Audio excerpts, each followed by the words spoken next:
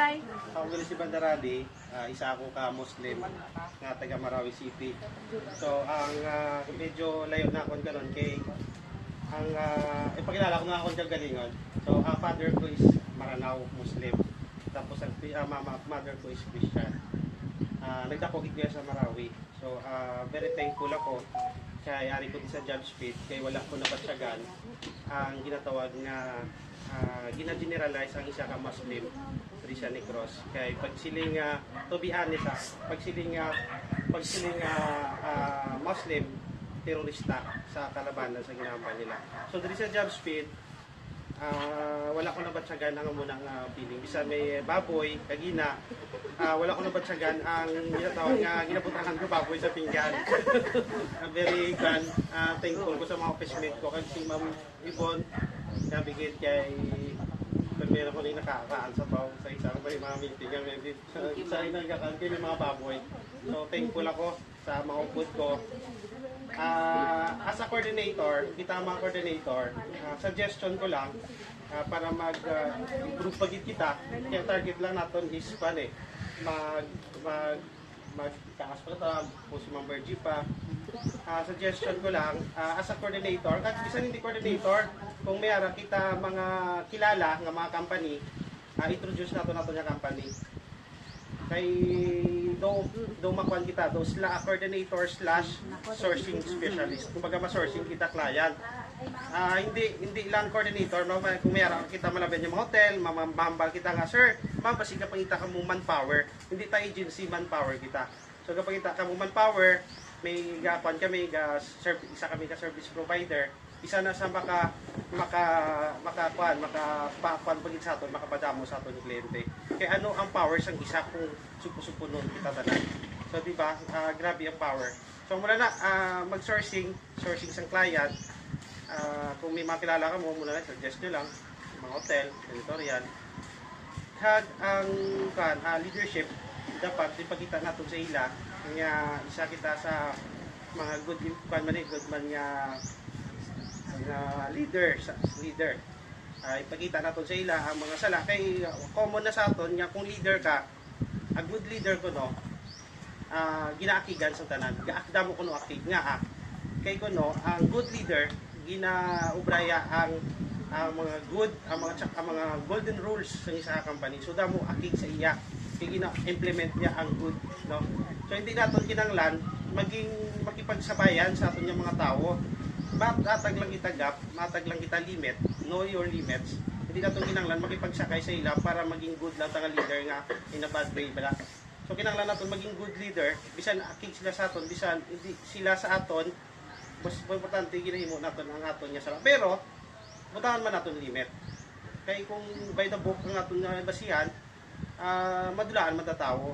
So dapat kontrolado lang kung pwede ma-verbal lang na lang sila danay.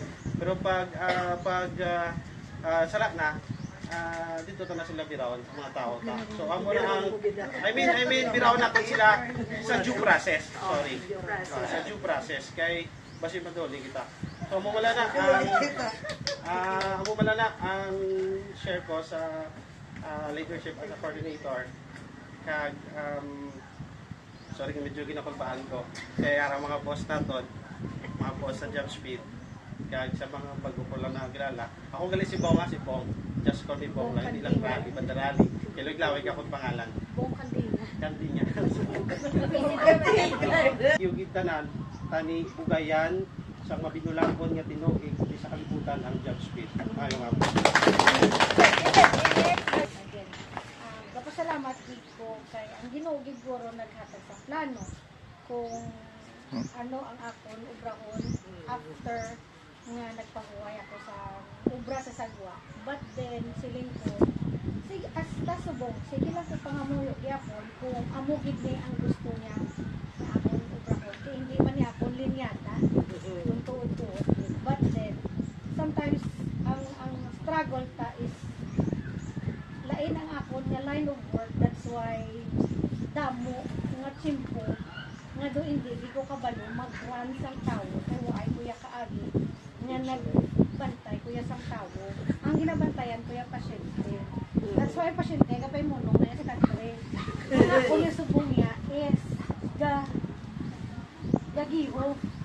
Nga inabalang hindi mo makontrol kay may mga sarili sila yang ila tapos ako yung uli nila kung kumbaga bata po ko sa job field. That's why nga I have to learn also sa mga experiences through the coordinators. Amo na at times ng gapangakigiman ko kay gusto ko i-implement bala kung ano ang work is work. Kung migahay or miguhay ta sa sagwa okay na yan. But then kung work, I have to be strict with you. Kay work na siya. Kay gusto ko nga manamig, ma-follow tagid ang ating flow of work of services na gusto ta i-achieve sa ating mga clients. That's why sometimes napakit ko sa ating mga coordinators. Pero after work, wala na. Expected ko nga kada pangayo gid sang help ninyo nga matama tagid follow man ang aton nga mga ginastoryahan every time meeting ta. Nagapasalamat gid ko nga ginabuligan yung man tutubo sa aton nga organization, sa aton nga ko. Nag-encourage ko gid communication lang gid kami.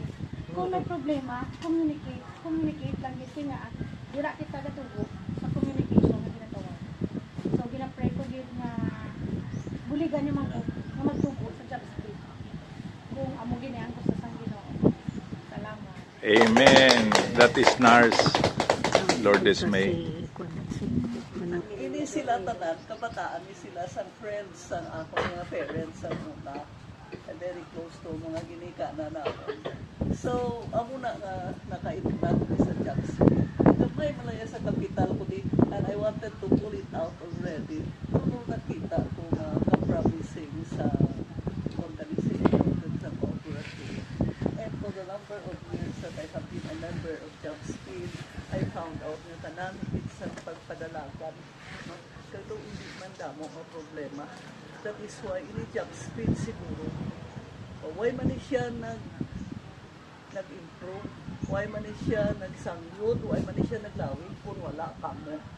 Kay kung ang mga members sa cooperative, kapit pa service cooperative ini, kung kamuya sa lawayon, kag tamaran, kag wala man kamo koopera sa gusto, natural katampani ang cooperative lives natural. So, kapasalamat din ang management sa taus-pusong services sa kompanya nga ini, sa co-op nga ini. Kagkabay pa nga ang inyong pagpalangga, ang inyong royalty.